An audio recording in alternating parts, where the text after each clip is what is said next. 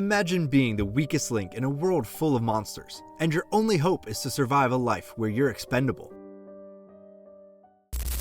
This is the world of Solo Leveling, a journey that takes us through extreme highs and terrifying lows. But what happens when you level up so much that you become unstoppable? Sounds like a dream, right?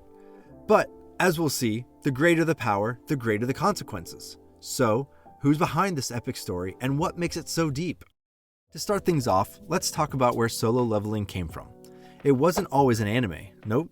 It began as a web novel written by Chu Gong, a South Korean author, back in 2016. It was so popular that it got adapted into a webtoon, and that's where it exploded worldwide.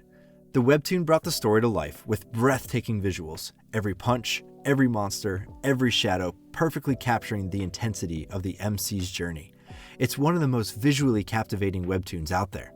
But more than that, it's a journey of character evolution that keeps you hooked. Now, the story has been brought to life in anime form, with its first season already gaining massive popularity and the second season currently ongoing. But does it truly stand the test of time? Well, we'll just have to find out. Let's get into the heart of Solo Leveling. The story follows Sung Jin-woo, the weakest hunter in a world where humans battle monsters in deadly dungeons. Jin-woo is a B-rank hunter, barely scraping by. But everything changes when he's thrown into a dungeon full of death traps. This should have been the end of him, but instead, he's granted a mysterious system that gives him the chance to level up. Yeah, like leveling up in a video game. Jin-woo begins to level up like he's the main character in an RPG, unlocking stats, quests, and abilities. At first, it's fun. He goes from a literal punching bag to a monster slayer in what seems like the blink of an eye. And that's one of the coolest things about Solo Leveling, the way it makes you feel Jin-woo's transformation.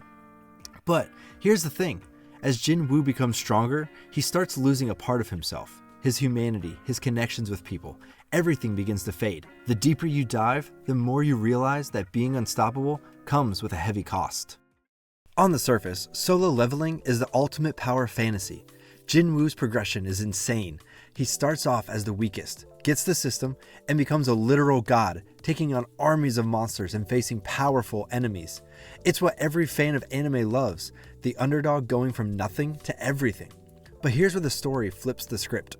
Sure, Jin-woo's all-powerful, but he's also lonely.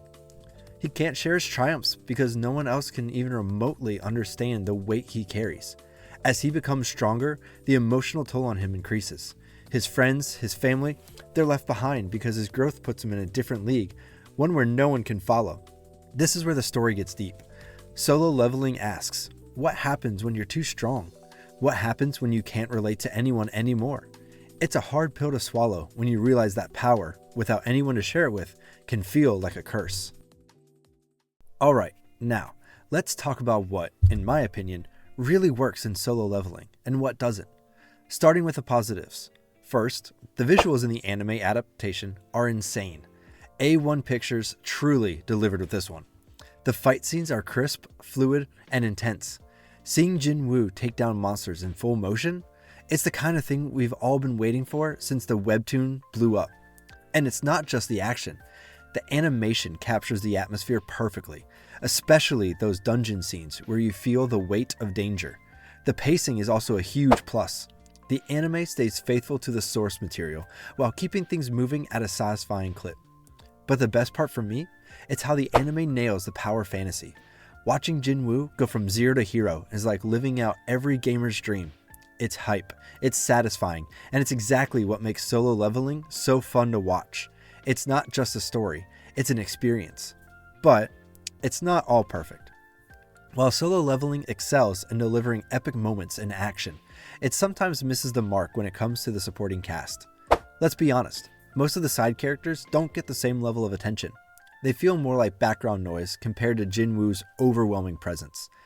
It's like the world revolves around him, and while that's fine for a power fantasy, it does leave some characters feeling underdeveloped. And then there's the reputation. By the time you get to the second season, you might notice that the formula, Jin-woo gets stronger, faces bigger threats, and repeats the cycle, starts to feel a little predictable. Don't get me wrong, it's still hype. But if you're looking for a story with complex twists and layers, Solo Leveling doesn't go as deep as other anime in the same genre.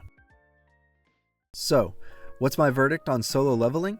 It's an absolute blast. The action, the visuals, the sheer hype. It's everything you'd want from a power fantasy anime. But like any great story, it's not without its flaws. That being said, if you're here for epic fights, jaw-dropping visuals, and a main character who dominates every battlefield, Solo Leveling absolutely delivers. It's a must-watch for anyone who loves action-packed anime. But what do you think? Are you Team Jinwoo all the way? Or do you think the anime could have done more with its story and characters? Let me know in the comments. And if you enjoyed the vid, make sure to like, subscribe, and stick around for more anime content in the future. Until next time, bye!